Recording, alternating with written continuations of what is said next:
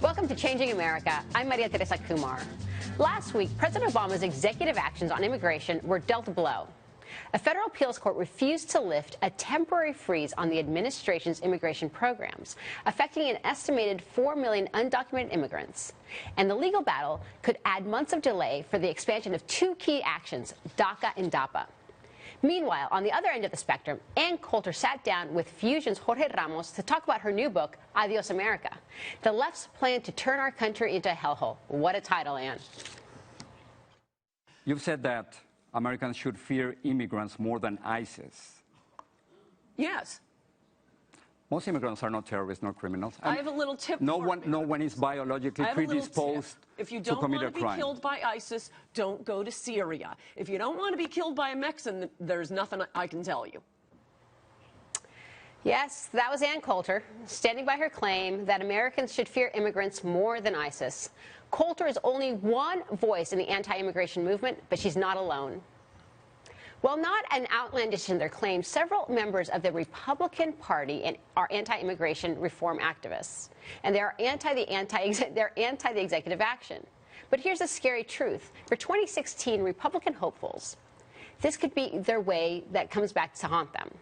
As MSNBC's Amanda Sakuma writes, quote, while conservative leaders swiftly applauded the court's decision as a victory, those delays could stoke anger throughout immigrant communities as they wait in the wings for the executive actions to roll out.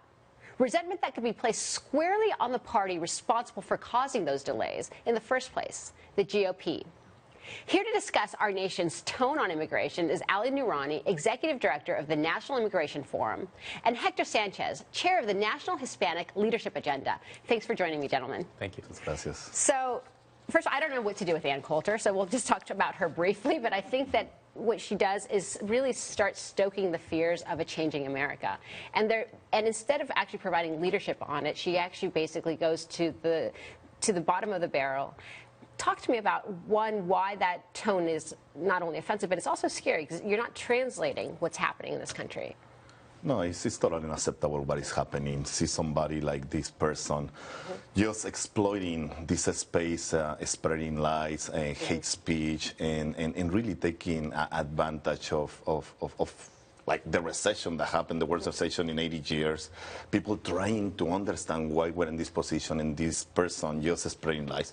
The important element here is to understand that this kind of speech has a direct impact in the community. It does. And talk a little bit, talk about the hate crime. So in the Latino community since 2006, and it actually parallels when Lou Dobbs was on the airwaves with CNN, we actually saw a huge increase in hate crimes against Latinos. No, hate crimes against Latinos have a drastic increase of almost 50% in the last year, since all this anti-immigrant movement in the nation is taking a lot of space, and it's really taking a big toll in the communities. In my case, I was very close to one particular case of Marcelo Lucero in northern New York.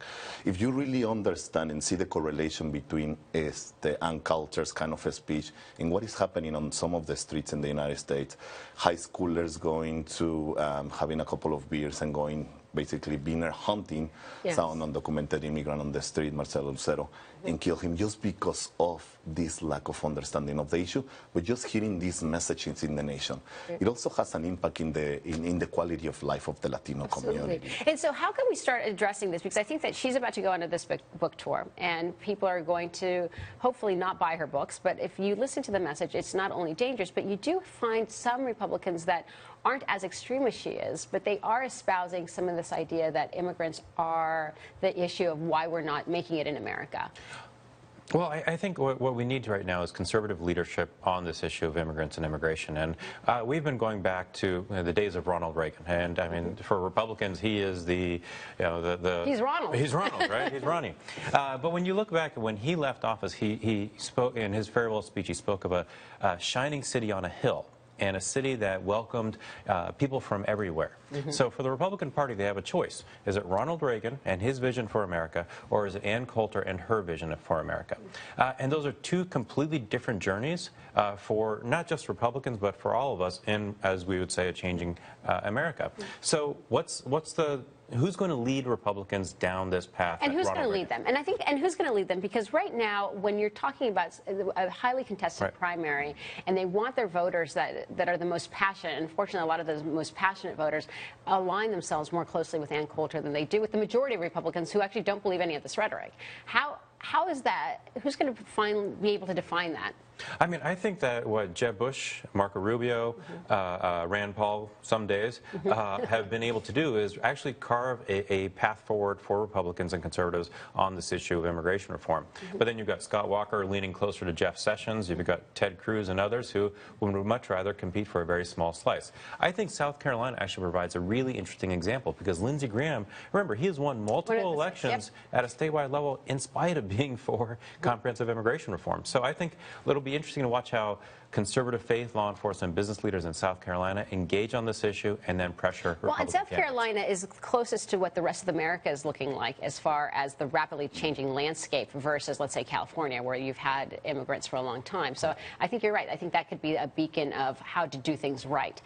How, though, do you actually, fast forward to 2016, when in the middle of all of this, we're expecting the executive action from the president to get some sort of green light from the Supreme Court. This is going to be in the midst of the election. How do you see the Republicans moving forward, and how do you have them? Because the article that I read was talking about how the immigrant communities are not going to be forgiven, but it's their allies really that are not going to forgive, right? It's the ones that have children who are U.S. citizens, the ones that are loved ones that are clergy. How are they going to react to this in 2016? I think Republicans need to understand that the negative elements of all this anti-immigrant extremism is having a deep impact in the quality of life of the Latino community. 95% to 97% of the people that have been deported are Latinos. We live in the same communities. This increases the levels of poverty in the long terms. This really affects the quality of life of our children. HB 56 in Alabama. And I guess that's the thing, is that for so long we keep having these conversations that Latinos and undocumented immigrants live in silos, but we don't, right? Like, Latinos are actually have allies that are beyond the community, and I think that's what we're talking about. It's like, how is that? So it's one thing not to pass executive action because you don't want undocumented immigrants, but how are you going to actually make sure that the person that has a loved one that's about to get deported stay on your side? But and the amazing part about it is that when you look across the country, the fastest growth in the foreign-born population is in the Southeast, the Midwest, and the Mountain West. And that means that Americans who have been here for generations, they and their children are actually getting to know immigrants who came here just 5, 10. Right, exactly. So when that family all of a sudden loses somebody to deportation because Republicans have blocked progress on the Hill or in the courts, that person who is not an immigrant, who may be white, says, you know what, there's something fundamentally wrong with where we're going as a country. I need to pressure my member of Congress. So what's happening is that America is not just changing in terms of becoming more diverse, but it's also changing in its understanding of each other. And that, to me, is a real source of optimism. And it means that in order for Republicans to get out of their corner, they've got to do something constructive. And what is that?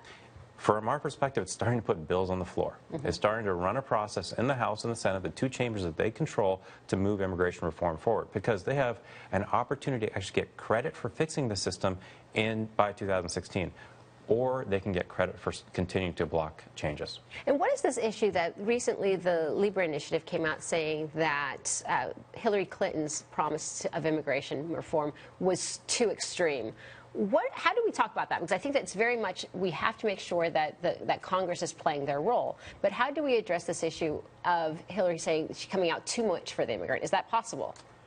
Well, the Libre Initiative, we need to, first of all, understand the direct correlation that they have with the Koch brothers and what the Koch brothers mean, and what are the correlation between Latino priorities. By the way, next week, NHLA, which is the coalition of all the Latino organizations, we're bringing the Latino priorities to the nation.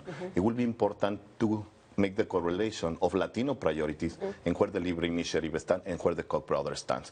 We need to make sure... NHLA, it's a bipartisan, correct? Bipartisan, so it really brings both parties to the table, and we say these are the priorities. So when we talk about the Libre Initiative and when we talk about Hillary and any other candidate, we're going to compare those priorities to each one of the candidates and see where they stand in the Latino priorities in the nation, and that will be a guidance for Latino voters or in key swing states. So we keep telling folks that they have to tread carefully moving forward and how they talk to about immigrants in the United States. They definitely don't want to repeat Romney of self-deportation. What would be your advice to Republican candidates right now? Our advice to Republican candidates is, yes, the message is important, but the substance is important too.